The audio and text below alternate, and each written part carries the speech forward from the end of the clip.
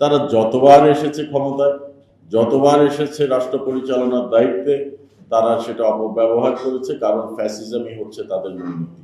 রুচি কিন্তু গড়ে তোলা যায় না, রুচি হয় আপনার আছে, না হলে নাই। আপনি কোন প্যান্টের সাথে কোন শার্ট, কি কালার শার্ট পরবেন, সেটা আপনার রুচির উপর নির্ভর করবে। আইডিওলজিটা ঠিক এরকম একটি বিষয়। আপনার আইডিওলজি কিরকম হবে সেটা পরিবর্তন করা প্রায় অসম্ভব। তো যার জন্ম হয়েছে যে আইডিওলজি ফ্যাসিজম নিয়ে, যার জন্ম, যার কর্ম, যার আইডিওলজি ফ্যাসিজমের উপর ভিত্তি করে চলেছে, তাদের জন্মলগ্ন থেকে তারা যখনই ক্ষমতায় আসুক বা যারা যখনই রাজনীতির প্রভাব বিস্তার করতে চাক, ফ্যাসিজম তাদের মধ্যে থাকবে। ৭৫ সালের যে এই দিনের কথা যেটা বলেছেন, ফ্যাসিজম তারা তখন দেখিয়েছে। তারা যতবার এসেছে ক্ষমতায়, যতবার এসেছে রাষ্ট্র পরিচালনার দায়িত্বে, তারা সেটা অপব্যবহার করেছে, কারণ ফ্যাসিজমই হচ্ছে তাদের মূলনীতি। তারা সংবাদপত্রের স্বাধীনতা হরণ করেছে। 4টি সংবাদপত্র মাত্র চালু রেখেছিল। এই 4টির মধ্যে 3টি ছিল ওনাদের আত্মীয় স্বজনের, একটি ছিল বাধ্য হয়ে দিতে হয়েছিল, সেটাও এর পরে বন্ধ হওয়ার উপক্রম হয়। তারা গত 17 বছর কি করেছে, সংবাদপত্রের উপরে কিভাবে জুলুম নির্যাতন হয়েছে, শুধু মাহমুদুর রহমান সাহেব না, অনেক রহমান সাহেবের উপরেও তো আমরা অত্যাচার নিপীড়ন দেখেছি। আমরা দেখেছি অনেক সাংবাদিকদের উপরে অত্যাচার নিপীড়ন হয়েছে, রাজনৈতিক ব্যক্তিদের উপরে হয়েছে। আজকের আমাদের প্রধানমন্ত্রী, মাননীয় প্রধানমন্ত্রী তারেক রহমান সাহেব এবং তার পরিবারের উপরে কিভাবে অত্যাচার নিপীড়ন হয়েছে আমরা দেখেছি। কিভাবে আমাদেরকে রাজনীতি থেকে দূরে সরিয়ে, জনগণের কাছ থেকে দূরে সরিয়ে রাখার চেষ্টা হয়েছে দেখেছি। এগুলো সবই ফ্যাসিজমের অংশ এবং এটাই তাদের আইডিওলজি, এটাই তাদের মূলনীতি। আমরা বাংলাদেশ জাতীয়তাবাদী দল রাষ্ট্র পরিচালনার দায়িত্বে আসার পরে আমরা দ্ব্যর্থহীন কণ্ঠে বলতে পারি এবং আমরা গর্বের সাথে বলতে পারি যে সংবাদপত্রের কন্ট্রোল করা বা গণমাধ্যমকে কোনো রকম হস্তক্ষেপ করা, কোনো খবর প্রচার করার জন্য বা প্রচার বন্ধ করার জন্য, বিশেষ করে রাজনৈতিক প্রোগ্রামগুলা, আমরা কিন্তু সেই হস্তক্ষেপ করি না, করবও না।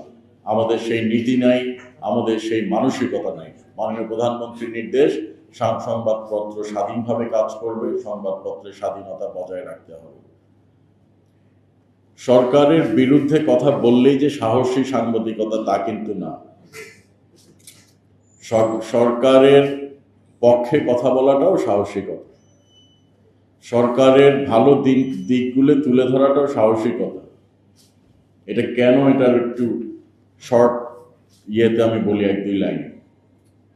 বাস্তবতা হচ্ছে অনেক ইলেকট্রনিক এবং প্রিন্ট মিডিয়া আছে যেটার মালিক কিন্তু আজকে সরকারের পার্ট না।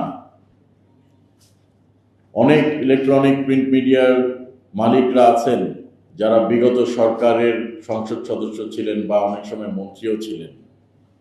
কাজে সেই সব ইলেকট্রনিক এবং প্রিন্ট মিডিয়ার সাংবাদিক ভাইরা যদি সরকারের ভালো দিক, ভালো কথা উল্লেখ করেন, তুলে ধরেন, সেটাই হবে সাহসী সাংবাদিকতা বলে আমি মনে করি। আমরা অনেক সময় দেখি যে বিএনপির অমুক কর্মী অমুক ইউনিয়নের অমুক উপজেলার অমুক ওয়ার্ডে একজনকে চর মেরেছে, সেটা হেডলাইন নিউজ হয়ে যায়। কিন্তু 22 লক্ষ ছাত্রছাত্রী প্রাইমারি স্কুলে ফুটবল খেলে একটি বিশাল প্রতিযোগিতা হচ্ছে, সেটা কিন্তু আমাদের কয়েকজনের পত্রিকা মিডিয়া ছাড়া দেখা যায় না। কাজে সকলে যদি সরকারের ভালো দিকগুলো আপনারা তুলে ধরেন, আমরা যেভাবে এনকারেজড হব, তখন জনগণ বুঝতে পারবে যে ফ্যাসিজমের বাইরে যারা আছেন তারাও ভালো কাজ করতে পারে। কাজে আপনাদেরও দায়িত্ব আছে বাংলাদেশকে এগিয়ে নিয়ে যাওয়ার জন্য। ফ্যাসিজমের বিরুদ্ধে লড়াই শুধু ফ্যাসিজমের বিরুদ্ধে লিখলেই হবে না, ফ্যাসিজমের বিরুদ্ধে লড়াই সরকারের ভালো কাজে ফ্যাসিজমের বিরুদ্ধে যারা আছেন তাদের ভালো কাজকে অনুপ্রেরণা দেওয়া। এই অনুপ্রেরণার মাধ্যমে আমরা আরো ভালো কাজ করতে পারবো।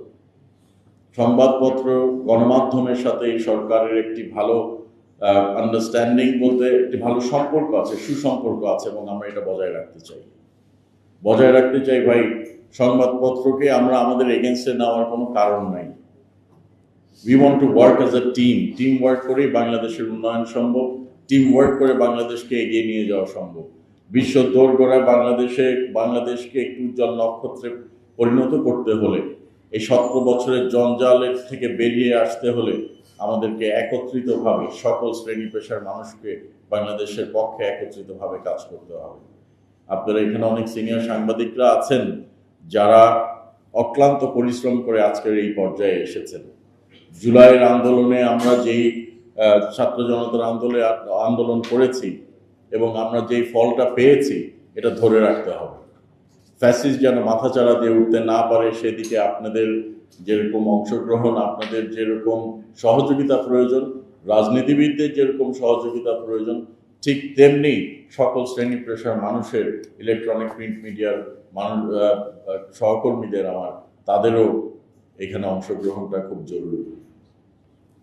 আমি আবারও আপনাদেরকে ধন্যবাদ জানাই, এবং পার্টিকুলারলি ডিআরইউকে ধন্যবাদ জানাই আমাদেরকে এই হল ব্যবহার করতে দেওয়ার জন্য। এবং আপনারা জানেন আমার প্রি অকুপাইড কিছু প্রোগ্রামস আছে। আজকে আমাদের মাননীয় প্রধানমন্ত্রীর সাথে একটি অনুষ্ঠান আছে, প্লাস ফিফা আপনারা দেখতে পাচ্ছেন, জানেন এই সরকারের বিরাট সফলতা একটা। গতবার ফিফা নিয়ে যে দুর্নীতিটি হয়েছিল সেটার আভাস আপনারা নিশ্চয়ই জানেন বা শুনেছেন। আমরা এটা অবশ্যই সুষ্ঠু তদন্ত করা হবে, এবং এবার যে ফিফার চমক বাংলাদেশ সরকার আপনাদেরকে মাননীয় প্রধানমন্ত্রীর নেতৃত্বে দেখিয়েছে, সেটা অবশ্যই একটি বিরাট সফলতা, যে সফলতা আমরা আশা করব অন্যান্য সফলতার সাথে আপনারা এটি তুলে ধরবেন।